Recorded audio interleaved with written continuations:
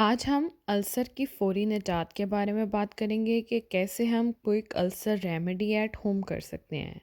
लेकिन इसके साथ-साथ आपको ये ज़हन में रखना पड़ेगा, इसके साथ आपको कुछ लाइफ़ चेंजेस करनी पड़ेंगी।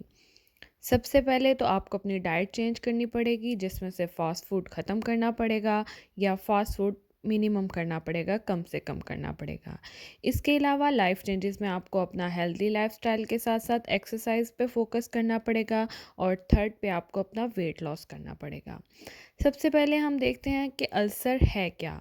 मतलब अल्सर क्यों हो रहा है? इसमें मैदे या छोटी आंत की लाइनिंग में कोई क्रैक आ जाता है और जिसकी वजह से वहाँ पे हमारे पास जो एसिडिटी है वो कम हो जाती है और वहाँ पे हमारे पास बेसिक मीडियम बन जाता है। अब इसके कॉजेज़ अगर हम देखें तो इसकी वजूहात ये हैं। सबसे पहले तो अगर कोई स्ट्रेस है तो वो हमारे पास अल्सर कॉज़ कर सकता है। इसके अलावा न्यूट्रिशनल डेफिशिएंसी है, ग़िज़ा में वो चीज़ें नहीं हैं जो हमारे खाने को डाइजेस्ट करने के लिए ज़रूरी हैं, तो हमारे पास अल्सर हो सकता है। इसका एक और काज़ एक बैक्टीरिया है जो हमारे स्टमक में ग्रो कर जाता है, जो है एच पाइलोराई। इसके अलावा एनएसएड्स के यूज़ से जो हम आइबुप्रोफेन या नेप्रोक्सिन वगैरह पेन के लिए यूज़ करते हैं, अगर हम उनका बहुत ज़्यादा कंसेक्टिव यूज़ करें तो ये भी हमारे पास अल्सर कॉज़ कर सकता है। अल्सर की वजह से हमारे पेट में दर्द रहता है, सर दर्द होने के चांसेस होते हैं, बर्निंग होती है और जिसे मैदे की तेज़ाबियत कहते हैं वो हो जाता है। इसके अलावा रात को आपकी नींद पूरी नहीं होती, आपको रात को बार-बार उठना पड़ता है, जिसकी वजह से आप दिन भर फ्रेश नहीं रह सकते।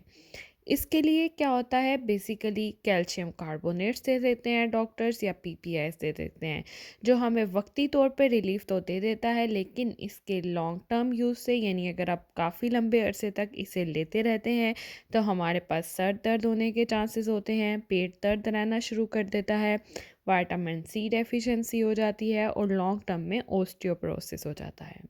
अब हम इसकी रेमेडी की तरफ आते हैं तो एक बड़ी रिसर्च के मुताबिक लोगों को जिन्हें अल्सर था दो ग्रुप्स में डिवाइड कर दिया गया। एक ग्रुप को मेप्राजोल दी गई और दूसरे ग्रुप को कैबिज जूस दिया गया। अब जो कैबिज जूस लेने वाले पेशेंट्स थे उनमें 83% रिजल्ट्स देखे गए और मेप्राजोल लेने वालों में 81%।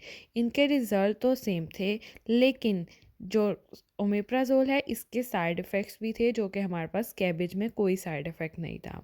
फिर एक और रिसर्च के मुताबिक एक स्टडी की गई जिसमें आधे पेशेंट को सिमेटेडिन दिया गया और आधे पेशेंट को कैबेज जूस दिया गया और इसके बाद देखा गया कि जिन लोगों ने कैबेज जूस लिया उनका अल्सर 15 दिन में हील कर गया और जिन्होंने सिमेटेडिन लिया उन्हें 28 दिन लगे। इसके अलावा सिमेटेडिन के साइड इफ़ेक्ट भी साथ थे। बेसिकली ये जो हमारे पास कैबेज जूस है इसमें एक विटामिन यू होता है। ये हमारे पास ग्रुप ऑफ सल्फ़र कंपाउंड है।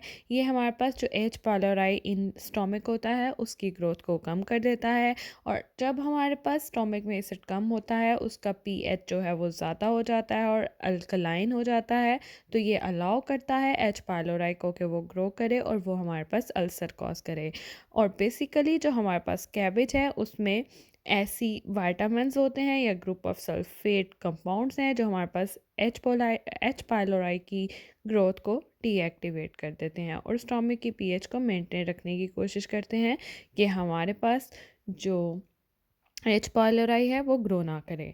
अब हम आखिर में जो हमने कैबेज की बात की है जिसे बंद गोभी कहते हैं, बंद गोभी या कैबेज को हम काट के सैलड के तौर पे यूज़ कर सकते हैं, इसे बॉइल्ड फॉर्म में यूज़ कर सकते हैं और इसके अलावा ये हमारे पास फर्मेंटेड फॉर्म में बाहर मार्केट में भी अवेलेबल है। लेकिन ओवर कुक जो होती है हमारे पास कैबेज या बंद गोभी उसका इतना इफ़ेक्ट नहीं होता क्योंकि उसमें उसके न्यूट्रिएंट्स ज़ाया हो चुके होते हैं।